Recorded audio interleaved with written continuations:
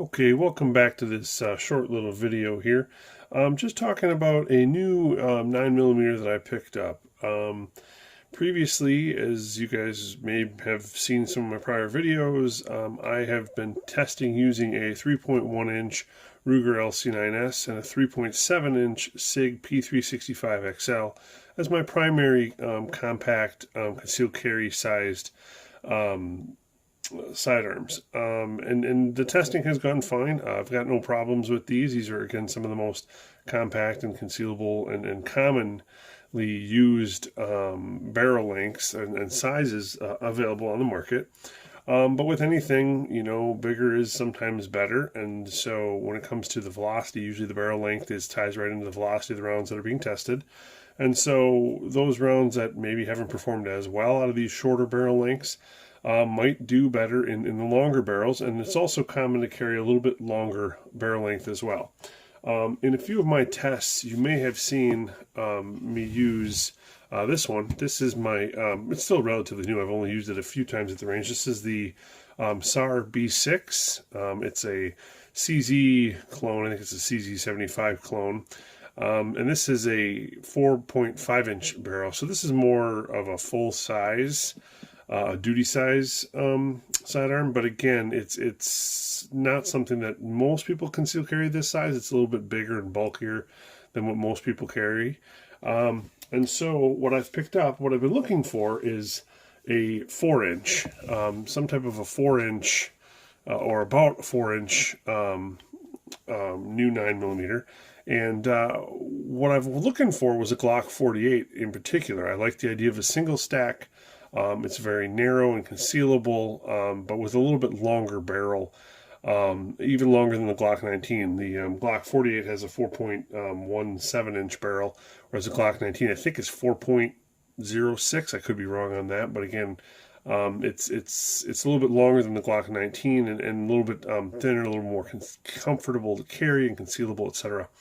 But I haven't been able to find one that I've liked, at least not in the price range that I'm looking for around here. If you're lucky, you can find one for right around $500 all in. And for me, that's a little more than I wanted to pay, and there's other things on my wish list as well.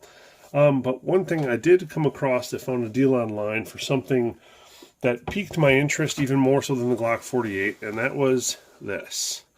I picked up a new KelTec. This is the model KelTec P15.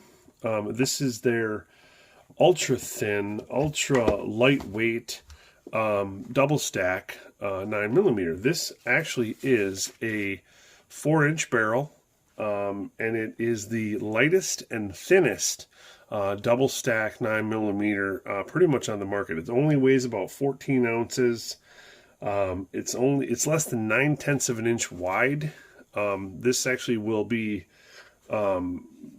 roughly the same width as the Ruger LC9S. It's actually, I think, even for the frame, might even be a little bit more narrow than that. So again, this is the lightest and thinnest 9mm double stack, and so it also has a capacity beat over the Glock 48 as well. This one comes with a flush fitting 12-round magazine and then an extended 15-rounder, whereas the Glock 48 standard capacity magazine as a single stack is only 10 rounds. So this gives you 50% more capacity. And if you want to compare them a little bit, the KelTec P15 is about a half an inch shorter than the Glock 48, but the barrel length is only that 0.17 inches shorter. So the actual frame itself is smaller on this. They're about the same distance high. And this one is about just under 9/10 of an inch wide, whereas the Glock 48 as a single stack is 1.1 inches. So it's a modern marvel of engineering that they can double stack these rounds and still have it thinner than that Glock 48. And again, the weight comparison is about 7 ounces lighter weight. So the only drawback is that 0.17-inch shorter barrel. But still, it's about a 4-inch. It still is a 4-inch barrel on this, which gives me a little bit, should give me a little bit higher velocity than those other concealed carry 9mm that I have. and is still roughly the same package size. And the cost on this for me, total all in with shipping and transfer fees, I paid $346 for this. So again, it was a heck of a deal, I thought.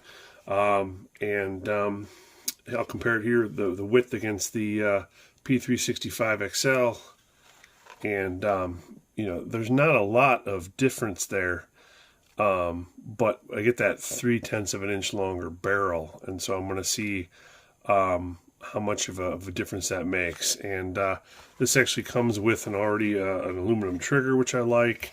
It's got a lot of features that I find very interesting. So this is just a quick welcome to this video, and I'm hoping to take it out to the range and do some testing. The other good thing about this is I do have these mags already loaded with that Tula 9mm ammo.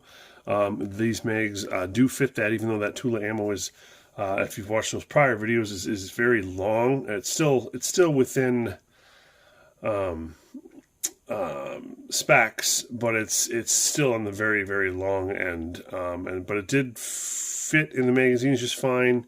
Hopefully it'll feed and function fine when I take it to the range as well, but I wanted to test that in the 4-inch barrel and see how well it does. So this is just sort of a welcome to my new 9mm, and we'll be taking to the range and testing with it shortly.